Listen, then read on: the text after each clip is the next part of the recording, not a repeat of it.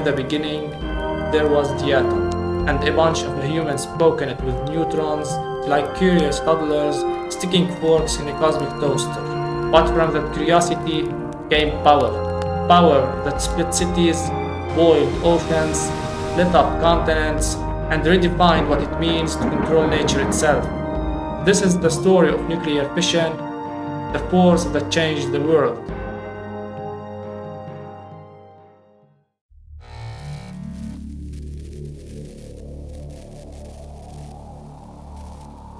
Our story doesn't start with a Martian cloud. It begins underground in the veins of ancient rock. 1789, Germany. A chemist named Martin Klaproth isolates a strange element from pitch-black ore. He calls it uranium after the newly discovered planet Uranus. Astronomers get planets, chemists get radioactive nightmares.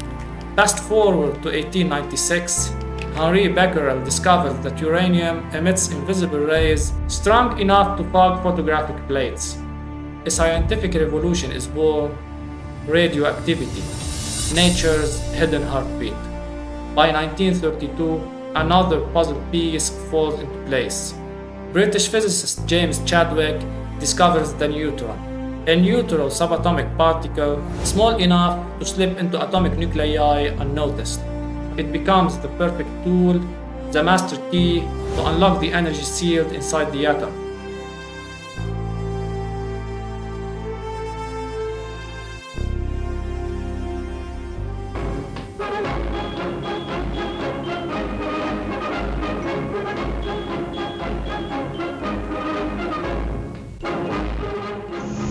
December 1938, Berlin.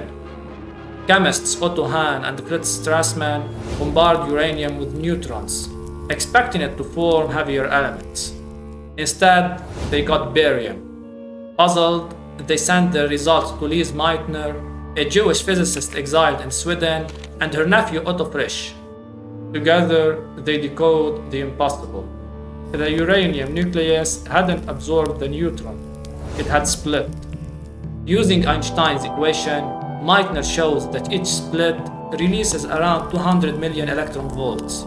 A small amount of mass had been converted into a tremendous surge of energy. A direct demonstration of E equal mc squared. Mass turned into fire.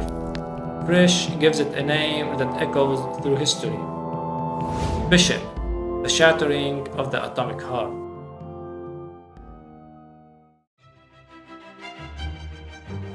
So how does fission actually work? A neutron strikes a uranium-235 nucleus, creating an unstable uranium-236 nucleus. It's about 6 mega-electron-volt above the fission barrier, enough to deform, stretch, and then rupture. The nucleus splits into two smaller fragments, commonly barium-141 and krypton-92, and ejects 2 to 3 neutrons, along with 200 mega-electron-volt of energy. That's 3 times 10 to the power of minus 11 joules per fission event. Roughly 85% of that goes into the kinetic energy of the fission fragments. The rest becomes prompt neutrons, gamma rays, beta particles, and neutrinos. And here's the kicker: those extra neutrons. They can cause more fissions, creating a chain reaction. The entire process is delicately balanced by keeping the neutron multiplication factor around 1. The reaction can be explosive or contained. The choice is ours. Fission's discovery sent shockwaves through science, but war makes it deadly. 1939. With World War II looming, physicists Leo Szilard and Edward Teller convinced Albert Einstein to write to President Roosevelt. Their warning: Nazi Germany might be building a bomb. That letter sparked the most secretive scientific project in history, the Manhattan Project. Launched in 1942, it brings together the brightest minds of that era: Oppenheimer, Fermi, Beth, Szilard, across secret sites in Los Alamos, Oak Ridge, and Hanford. More than 125,000 people, over $2 billion, and one singular goal: build the atomic bomb before the Axie-powered duo. Two designs emerge: a simpler uranium gun-type bomb, Little Boy, a complex plutonium implosion bomb, Fat Man. On July 16, 1945, the first successful test, Trinity, explodes in the New Mexico desert.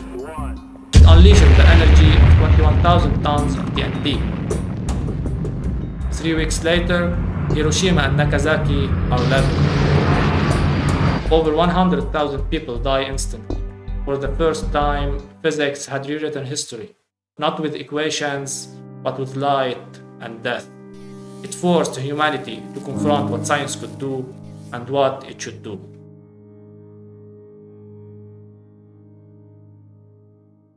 After the war, humanity tries to tame the fire.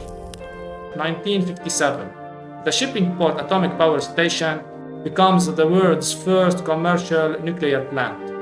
A new age begins, one of peaceful atoms. Today, nuclear fission provides about 10% of global electricity. Here's how it works. Fuel rods packed with uranium-235 and plutonium-239 sustain a controlled chain reaction. Control rods made of boron or cadmium absorb extra neutrons to regulate the reaction. The heat turns water into steam, the steam spins turbines, and turbines make electricity. A single uranium pellet holds the energy of 1 ton of coal and produces 0 carbon dioxide. So what is fission? A miracle or a menace? The answer, both.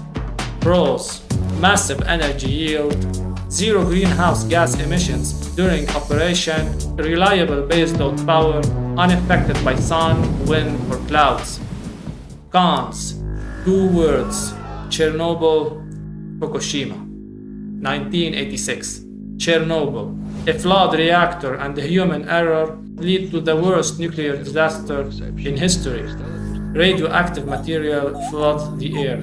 Thousands are displaced. The effects last for generations. 2011. Fukushima. An earthquake triggers a tsunami. Cooling system failed. Reactor meltdowns ensue. The emergency response limits the damage, but the cost is still immense. Then there's the waste, highly radioactive, dangerous for millennia, and the world still lacks for permanent, universal solutions for storing it. And let's not forget, over 13,000 nuclear warheads still exist worldwide. Sometimes we're not just playing with fire, we're building bonfires in glass houses. Turns out, Earth beat us to it. In Oklo, Gabon, scientists discovered a natural nuclear reactor, 2 billion years old. It ran in cycles, moderated by underground water. Earth invented reactors, we just added paperworks. Today, engineers are building the next generation. Small modular reactors, SMRs, safer, compact, factory-built.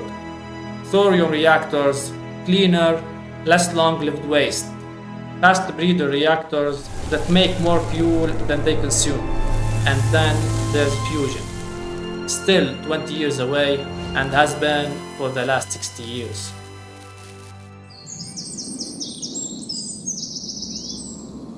Fission is quantum wizardry. Chain reactions in 10 to the power of minus 21 seconds. It's science that flirts with godhood. But with great power comes massive responsibility. Organizations like the IAEA set standards to prevent disaster. Countries like Finland lead in safe waste storage. As the climate crisis grows, nuclear power may be a bridge to survival. Not perfect, but necessary. Unless you live on the sun, the perfect energy source doesn't exist. Fission is a mirror, reflecting the best and worst of what we can do with knowledge.